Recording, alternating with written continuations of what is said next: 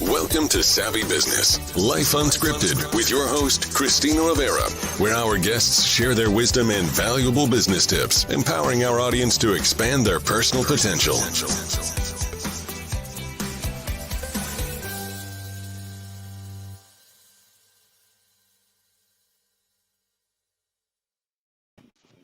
Hi, Jen Fisher. Welcome to Savvy Broadcasting's Unleash Your Story. I'm so grateful to have you here today speaking on your book, Work Better Together. And it's so interesting because you're Deloitte's first ever Chief Wellbeing Officer. I love the name. How did that come about that you originated with that title? How did that come about? Yeah, well, first of all, thank you for having me. It's great to be here. And I get that a lot. It is a great title. It's also a great role. I mean, it's a very rewarding role. And I get the question, how did that come about? And the truth is, it came about a lot out of personal necessity. I've been with Deloitte for 20 years, or a little over 20 years. And about 7 years ago, 6.5, 7 years ago, I found myself in a place where I was completely burnt out, to the point where, I really could not get out of bed or engage in my life or work in any meaningful way. And so I was forced to take a step back. And this was at a time, I feel like now there's so much discussion around workplace burnout, especially before the pandemic, but especially because of the pandemic.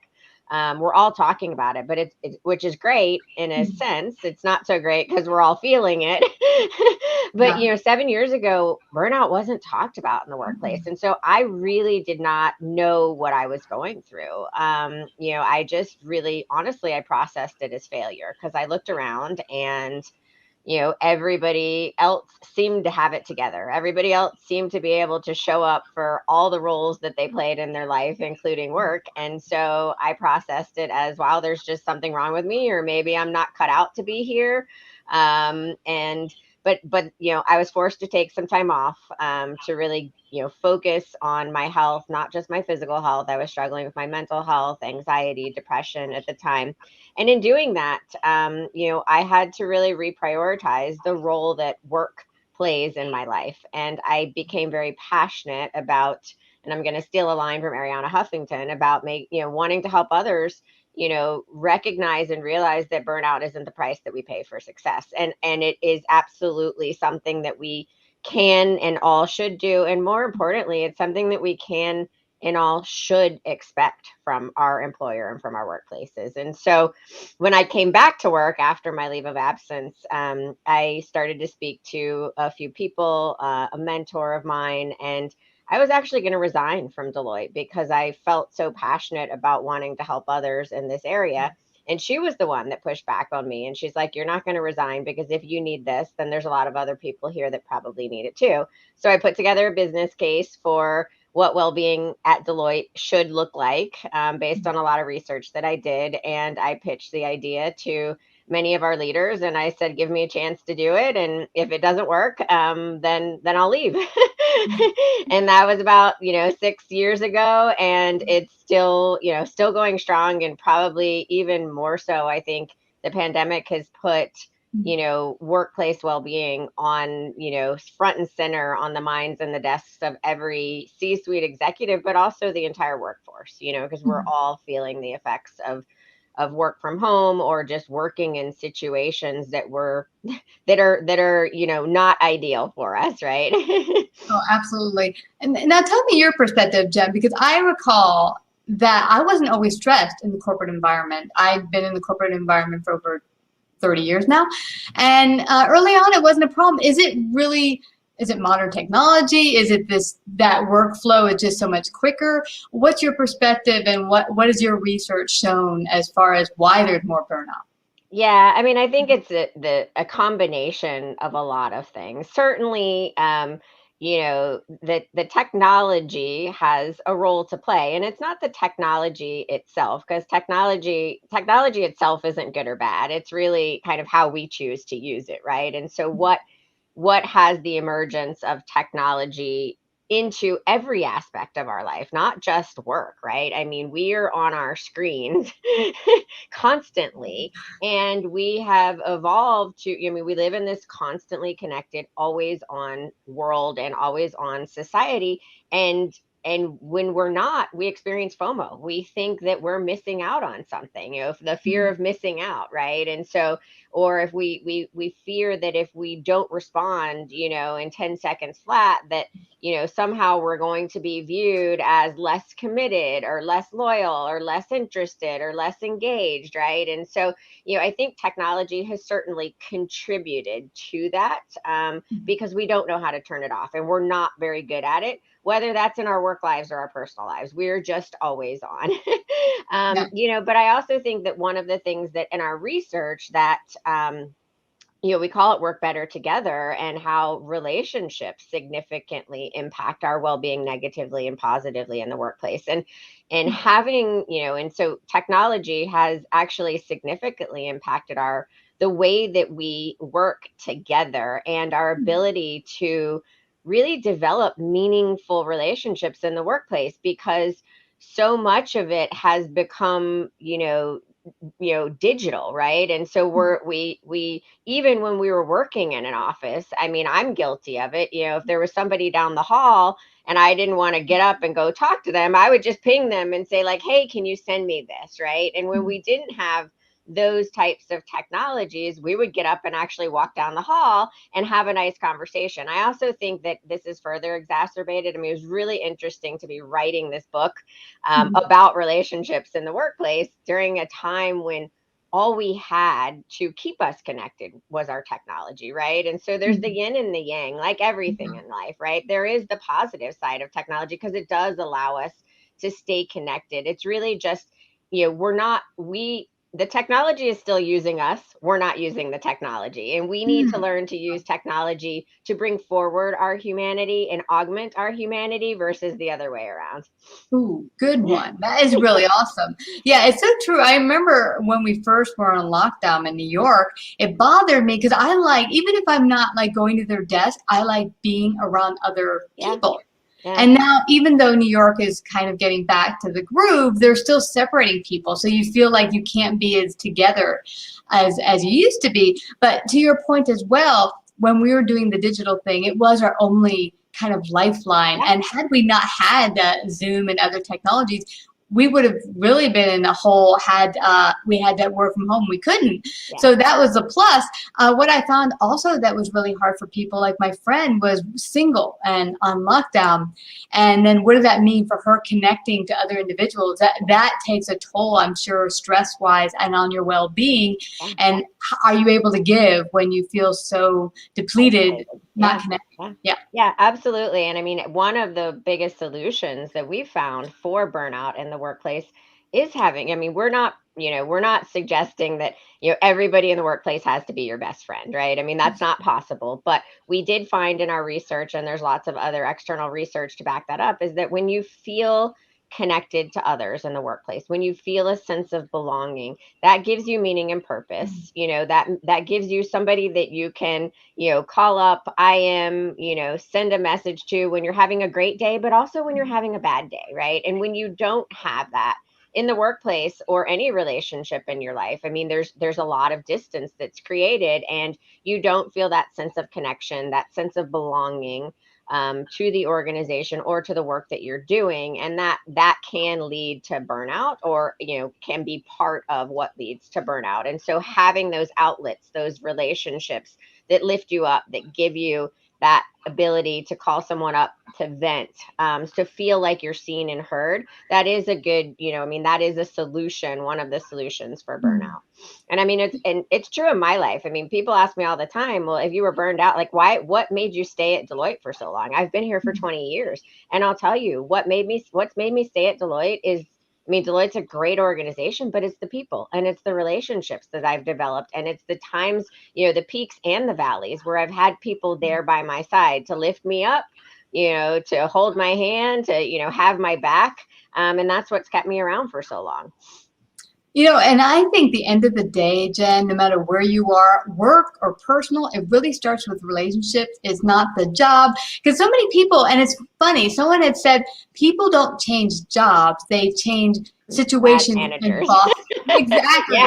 Yeah, because they're getting away from maybe bad people or a boss. But is that really going to change anything at the end of the day? Because you'll go to a new place with new problems because every job will not be perfect. Right. Yeah. Yep. Now, Absolutely. what is your take to, say, a business owner listening in and she's not getting the response from her employees or his employees, and saying, how do they better connect with each other and build that foundation of well-being in their organization?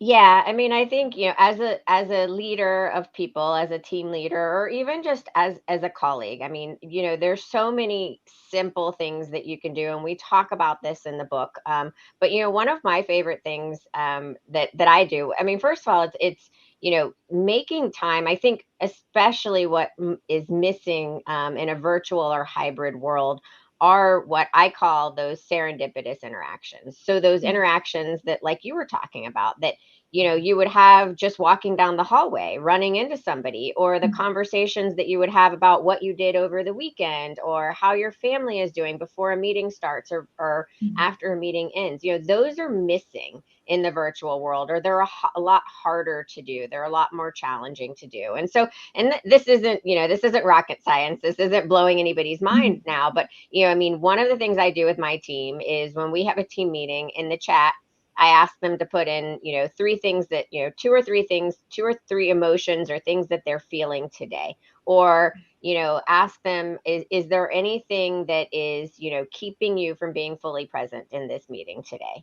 And what that does is, number one, as a leader, it shows that you are okay with emotions in the workplace, and you are recognizing that we're not always going to all show up at our best every single day. We're humans, and we have bad days, and I have bad days too. But what it also does is, say, for example, you put into the chat that you're feeling, depressed and hopeless. I don't have to address it in that moment, but I can come back to you later and say, hey, what's going on? How can I support you? What do you need? So it's a really quick way to get a pulse of how your team is doing. Now, that might feel really uncomfortable for some people if you're not, if you don't tend to kind of show emotion in the workplace. And we talk about this a lot in the book, where we talk about emotions. It's kind of like we were all taught, like, oh, check your emotions at the door. Well, that's not possible. We're human beings. We have emotions, right? And as a leader, understanding your team's emotions, like what makes them angry, what makes them happy, what makes them excited, that is incredible data. Because that teaches you, like, okay, how do I motivate this person? How do I get them to do their best? How do I get them to be engaged? Another thing that you can do that, a lot of people at Deloitte will tell you is, ask a more probing question other than how are you? We all just reflect, fine, good, and then we move on. I ask people how they're sleeping.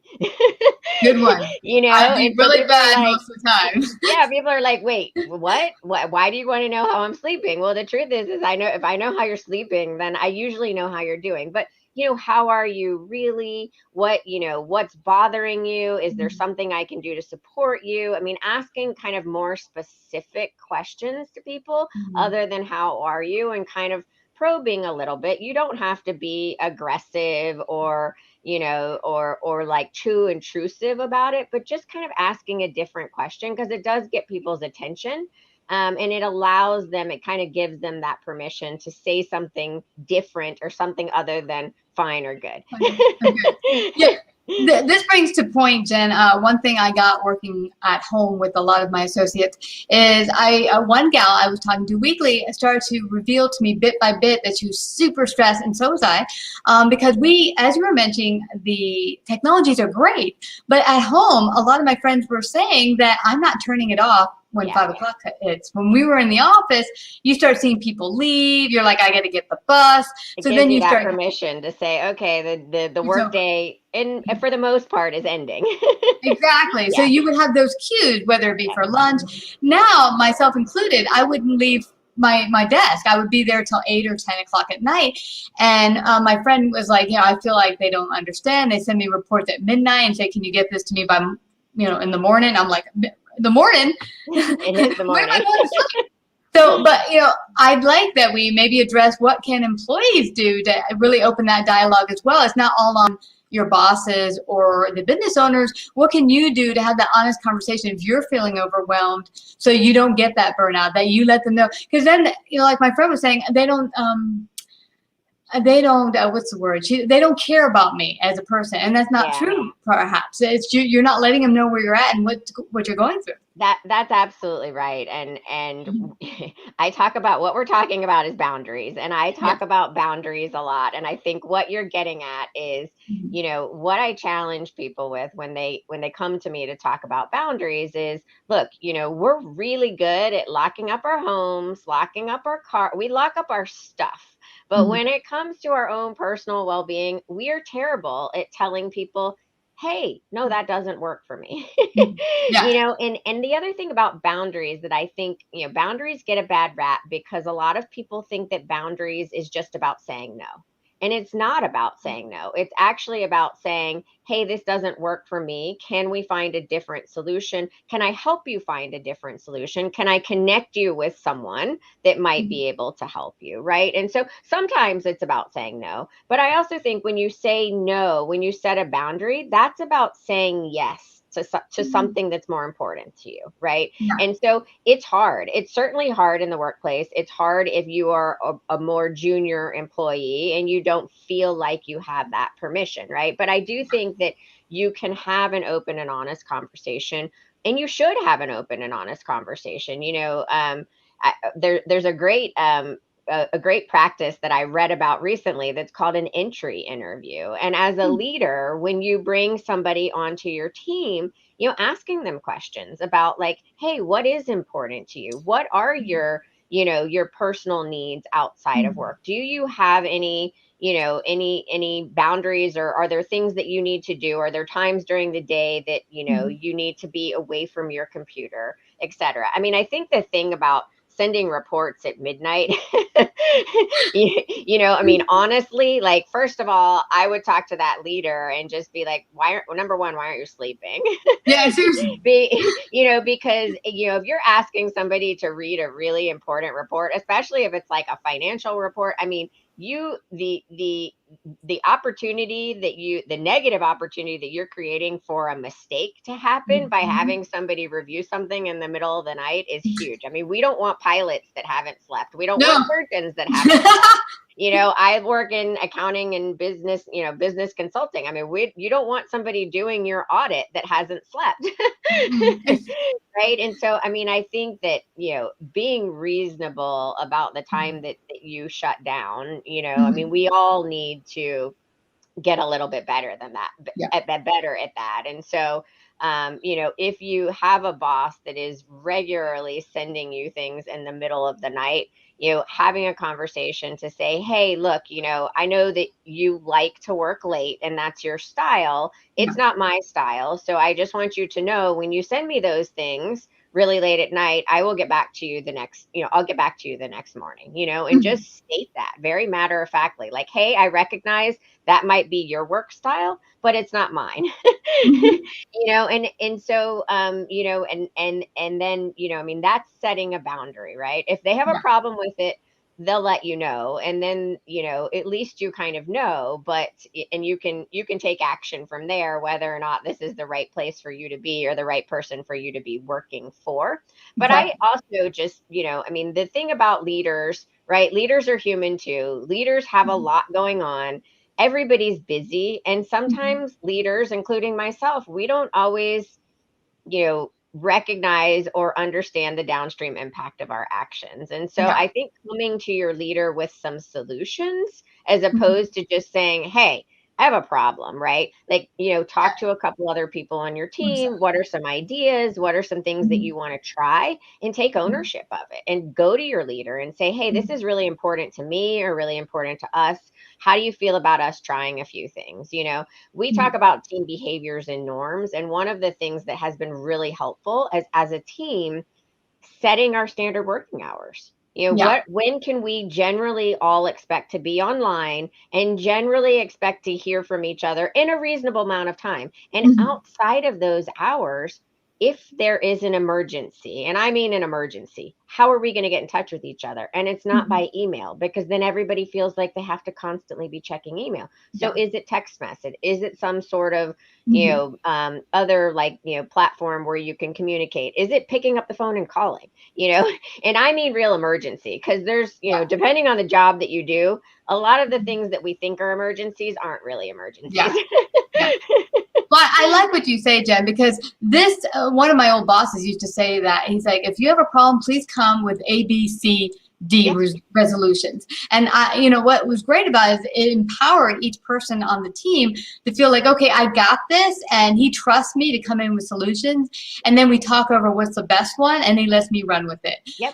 So those are great. We could talk all day. I want to keep going, but we do have to end. But I don't want us to leave without everyone finding out how they can get an awesome copy of your book, Work Better Together. How can they do that?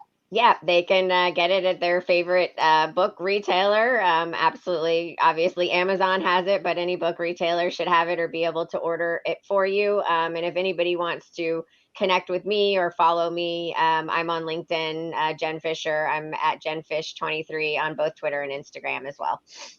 Awesome. Well, Jen Fisher, I really thank you for coming to talk on this very important topic. A lot of people I'm working with are overly stressed, and they don't have to be. I think every company should have a chief well-being officer. I do too. Well, you have a wonderful night, and thanks for coming to Savvy Broadcasting this evening. Thank you for having me. It was a great conversation.